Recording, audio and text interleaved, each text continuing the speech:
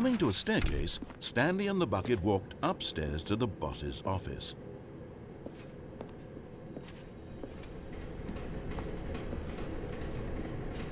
You're getting close now, Stanley. You've nearly gotten all of the Figler anlarines. Very soon, you'll collect the last one, and then the first number will equal the second number, and that will be it.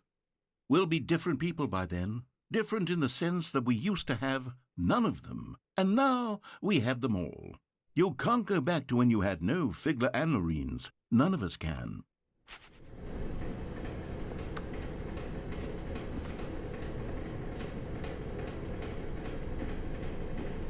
But Stanley just couldn't do it. He considered the possibility of facing his boss, admitting he had left his post during work hours. He might be fined for that. And in such a competitive economy, why had he taken that risk? All because he believed everyone had vanished? His boss would think he was crazy. And then something occurred to Stanley. Maybe, he thought to himself, maybe I am crazy. He looked down at the bucket in his arms. Am I crazy? He asked the bucket. The bucket returned his gaze, but said nothing at all. That's strange, Stanley thought. Usually the bucket is a source of guidance and wisdom for me in difficult times such as these. He held the bucket close, yet felt none of its familiar reassurance and comfort. And that's when Stanley realized, this isn't my bucket. It's just a normal, everyday bucket. Someone else's bucket, perhaps. How did I end up with someone else's bucket? This is all terribly wrong. Surely no good would come from this. Who knows what sorts of bizarre hallucinations Stanley might experience without the psychologically grounding presence of his bucket. And indeed, now he noticed that the rooms were repeating, which was, of course, very odd. And now he felt himself floating off the ground. Oh, gracious, he exclaimed. Without my bucket, I've gone truly mad. Where is it? I must find it.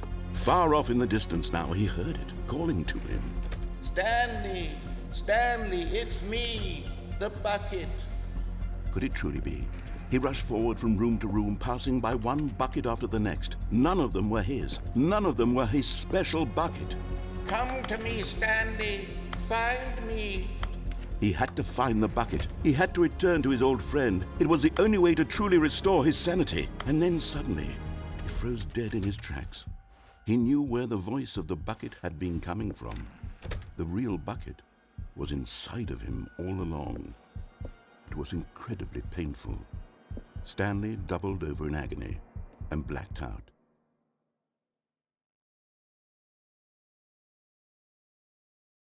This is the story of a woman named Mariella. Mariella woke up on a day like any other. She arose, got dressed, picked up her bucket of comfort and security, and walked to her place of work. But on this particular day, her walk was interrupted by the body of a man who had stumbled through town, talking and screaming to himself, and then collapsed dead on the sidewalk. Right away, she knew what the problem was. This man had no bucket.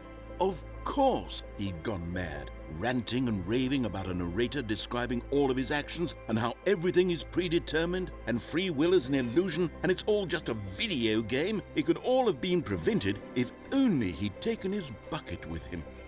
Perhaps he didn't even realize he'd forgotten his bucket at home in the first place. How cruel the world can be, Mariella thought, and she hugged her own bucket even tighter. But of course, she had no time for this. There were a myriad of confusing problems she would soon have to confront at work, for which her bucket would provide absolute guidance and total clarity on everything. Heck yes, she thought to herself, my life kicks ass. And she backflipped all the way to work.